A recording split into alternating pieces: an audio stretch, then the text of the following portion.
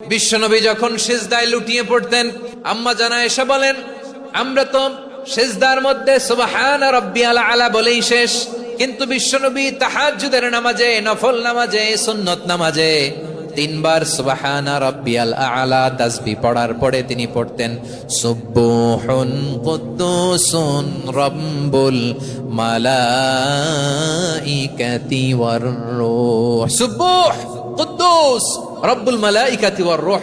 সিজদায় লুটিয়ে পড়ে বিশ্বনবী এই দোয়াটা পড়তেন নফল নামাজে, সুন্নাত নামাজে কিংবা তাহাজ্জুদের নামাজে। সুবহান রাব্বিয়াল আলার পরে কি পড়তেন? সুবহুন। আওয়াজ করে বলেন সুবহুন কুদ্দুসুন রব্বুল মালাইকাতি ওয়ার রূহ।